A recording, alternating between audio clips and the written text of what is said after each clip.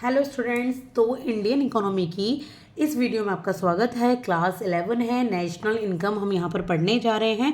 इससे पहले मैंने कई वीडियो अपलोड कर दी है जिसमें आप एनपीए या फिर आप जितनी भी मैक्रो इकोनॉमिक्स की और भी फॉर्म है या फिर आप इकोनॉमी क्या होती है तो सारी इन्फॉर्मेशन ले सकते हैं। हैंड रिटन नोट्स की फॉर्म में है। मैं आपको यहाँ डिस्कस करके बताऊंगी कि ये सब क्या होते हैं। बहुत ही कंसाइज वे में और बहुत ही क्लियर वे में आप यहाँ पर इन्हें समझ पाएंगे। तो अभी हम पढ़ेंगे नेशनल इनकम होती क्या है। देखिए, जो नेशनल इनकम है वो गुड्स और सर्विसेज की टोटल वैल्यू होती है जो किसी भी कंट्री में प्रोड्यूस किए जाते हैं। अब मैं आपको सिंपली समझाती हूँ एक एग्जांपल के थ्रू।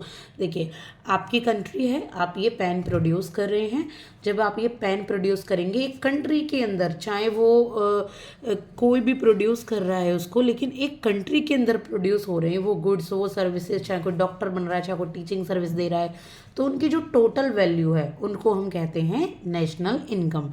ठीक है, क्या कहते हैं? नेशनल इनकम, यानी कि पूरे देश की इनकम, जितने भी गुड्स और सर्विसेज प्रोड्यूस हुए हैं एक साल के अंदर अंदर, उसको नेशनल इनकम कहा जाता है।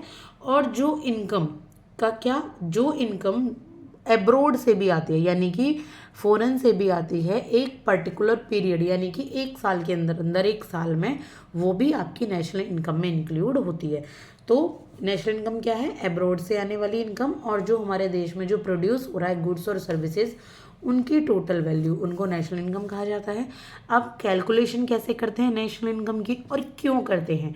लेकिन देखिए, नेशनल इनकम का एक मेजर पार्ट, मैं पल्स अरिहंत की मैंने एक सीरीज़ बनाई हुई है, तो वहाँ पर इंडियन इकोनॉमी मैंने पढ़ाया हुआ है, वहाँ पर भी आप कर सकते हैं। ये हैंड रिटन नोट्स के फॉर्म में मैं आपको कंसाइज वे में बता रही हूँ कि किस तरीके से आप नोट्स बना सकते हैं। तो यहाँ पर भी आप इनको क्लियर करें तो आपको अच्छे तरीके से क्लियर हो जाएगा। तो देखिए, एक तो नेशन की ग्रोथ को मेज़र करने के लिए कि हमारी नेशन ने पहले की अपेक्षा कितनी ग्रोथ की है, कितने वहाँ पर आपके प्रोडक्शन हो रहा है गुड्स का, सर्विसेज का, और डिफरेंट कंट्रीज़ के बीच में कंपैरिजन करने के लिए चाइना ने कितना कर लिया। आपको कैसे पता लगा कि जो इंडिया की जीडीपी है वो अब थर्ड, फोर्थ, फिफ्थ, सिक्स, उसने ब्रिटेन को पीछे छोड़ दिया, वो जर्मनी को पीछे छोड़ने वाला है, वो जापान को पीछे छोड़ने वाला है? कैसे पता लगता है? ये नेशनल इनकम के थ्रू ही पता लगता है। दूसरी बात, provides data for national level economic planning. National level पर इकोनॉमिक प्लानिंग की जाती है तो उसके लिए डेटा भी प्रोवाइड किया जाता है कि नेशनल इनकम जब हमें पता होगी कि कितनी चल रही है तो प्लानिंग तभी तो हो पाएगी कि किस तरीके से टैक्स लिए जाएं, किस तरीके से सब्सिडी दी जाए, किस किस चीज़ों पे। तो वहाँ पर इकोनॉमी प्लानिंग करने के लिए यहाँ पर डेटा की ज़रूरत होती है, जिसके लिए नेशनल इनकम को कैलकुलेट किया जाता है। अब मेजर्स क्या है नेशनल इनकम को कैलकुलेट करने के लिए? देखिए, नेशनल इनकम को अगर कैलकुलेट किया जाता है तो उसके मेजर हैं 7 यहाँ पर। पहले हम इनको पढ़ेंगे और इनकी फुल फॉर्म, फिर हम इनको एक एक करके समझते हुए चलेंगे। तो पहला है जीडीपी। जीडीपी का मतलब है ग्रॉस डोमेस्टिक प्रोडक्ट। क्या होते हैं gross domestic product? With in a territory, बिल्कुल नेशनल इनकम की तरह थोड़ा सा मेनर्स अंतर है। एक नेशनल टेरिटरी में जितने भी जो सामान है वो प्रोड्यूस हो रहा है, चाहे वो फॉरेन के लोग प्रोड्यूस कर रहे हैं, हो रहा है हमारे ही देश में, तो उसको हम कहेंगे इंडिया की जीडीपी। एनडीपी क्या होती है? नेट डोमेस्टिक प्रोडक्ट, यानी कि फॉरेन के लिए, फॉरेन वाला सामान हटा दो जो फॉरेन के लिए प्रोड्यूस हो रहा है, फॉरेन के लोग हमारे यहाँ प्रोडक्शन कर रहे हैं, और सिर्फ इंडिया का रखो, या जो बाहर से आया है इंडिया में वो भी रखो। ये हो जाते हैं आपके नेट डोमेस्टिक प्रोडक्ट। डिटेल में मैं भी आपको बताऊंगी। जीएनपी होता है ग्रॉस नेशनल प्रोडक्ट, एनएनपी होता है नेट नेशनल प्रोडक्ट, एनआई होता है नेशनल इनकम, पीआई होता है पर्सनल इनकम, और एनडीआई होता है नेशनल डिस्पोजेबल इनकम। इनके थ्रू नेशनल इनकम को मेज़र किया जा सकता है। या तो हम इंडिया की जीडीपी देख लें कितनी चल रही है, ठीक है, कितना प्रोडक्शन हो रहा है सामान का यहाँ पे, गुड्स और सर्विसेज का, तो हम नेशनल इनकम निकाल सकते हैं। अब हम एक फ्लो देखेंगे किसका? प्रोडक्शन प्रोसेस का। देखिए, ये रॉ मटेरियल आता है, कोई भी कंपनी है, कोई भी फैक्ट्री है, वो रॉ मटेरियल लाएगी, पहले उसे कुछ बनाना है, फिर एक काम चलता है कंपनी में, और रॉ मटेरियल को फिनिश्ड प्रोडक्ट में यहाँ पर आपका प्रोग्रेस किया जाता है मशीनों के थ्रू। जो फिनिश्ड गुड होते हैं वो भी ये नहीं है कि सीधे आ गए और आपने सीधे कंज्यूम कर ले, वो भी दो तरीके के होते हैं। एक तो होते हैं आपके इंटरिम, एक होते हैं फाइनल। तो जो इंटरिम होते हैं इंटरमीडिएट गुड्स, जो इंटरमीडिएट गुड्स होते हैं वे और कामों के लिए भी लिए जाते हैं। फाइनल गुड्स को सीधे सीधे कंज्यूमर यहाँ पर कंज्यूम कर लेता है। तो चलिए मैं एक एग्जांपल के थ्रू आपको इसे बताती हूँ। देखिए जो रॉ मटेरियल है, मान लीजिए कॉटन, कॉटन ले लें या इंक ले सकते हो आप, ये रॉ मटेरियल है इंक, ठीक है।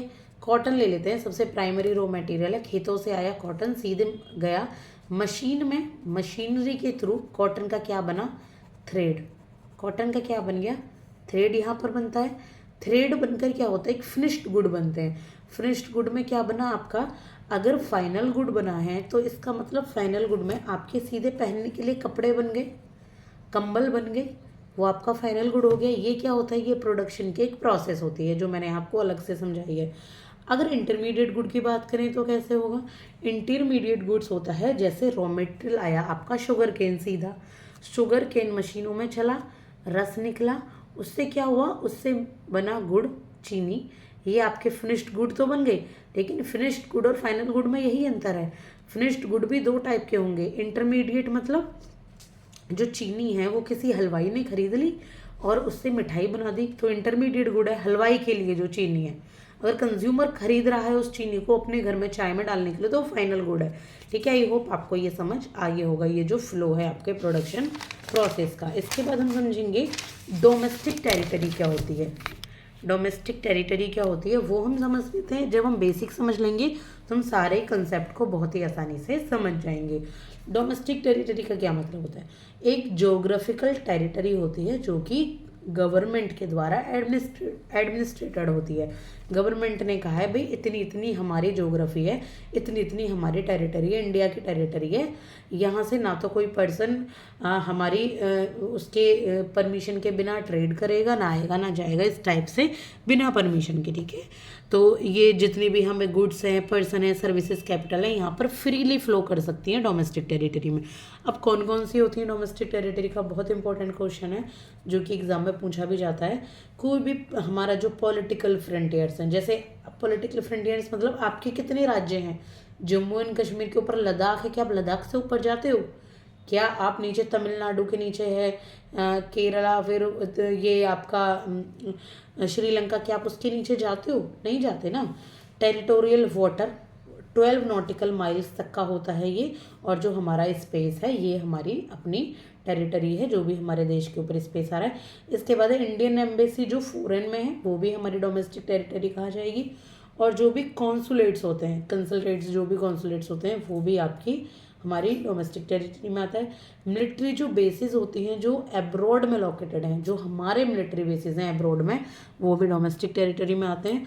और जो शिप्स और एयरक्राफ्ट हैं जो कि रेजिडेंट के द्वारा ऑपरेट किए जाते हैं, ठीक है, वो भी आपके डोमेस्टिक टेरिटरी में आते हैं।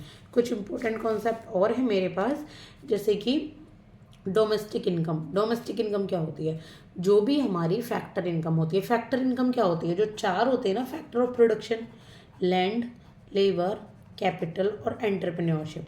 लैंड से क्या आया, लैंड से क्या आया, रेंट आया। लेबर से क्या आया, वेज आया। कैपिटल से क्या आया, जो मशीनरी कैपिटल होती है उनका यूज़, डेप्रिसिएशन, उसका जो पैसा है, एंटर जो सैलरी है, ये सब क्या है, ये डोमेस्टिक इनकम कहलाती है। फैक्टर इनकम, फैक्टर इनकम आपकी लैंड, लेबर, कैपिटल, एंटरप्रेन्योरशिप, ये फैक्टर इनकम है। इसका जो सम टोटल है वो आपका डोमेस्टिक इनकम में आता है, पूरे देश का जो आ जाता है। रेजिडेंट्स क्या होते हैं, जो कि किसी भी कंट्री में रहते हैं, जो कि सिटीज़न भी हो सकते हैं और सिटीज़न नहीं भी हो सकते हैं, जो कि किसी कंट्री में होते हैं उनको हम रेजिडेंट्स कहते हैं। तो ये मैंने आपको बताया है मोटा मोटा अभी नेशनल इनकम के बारे में। आगे हम नेशनल इनकम को डिटेल में पढ़ेंगे इस तरीके से। ये देखिए जीटीपी, जीएनपी, एनएनपी सारा ही अवेलेबल है। नेक्स्ट वीडियो में मैं आपको बताने वाली हूँ, प्लीज़ देखना मत भूलिएगा। और अगर आपको वीडियो पसंद आए तो लाइक, शेयर एंड सब्सक्राइब जरूर कीजिएगा। Thank you so much.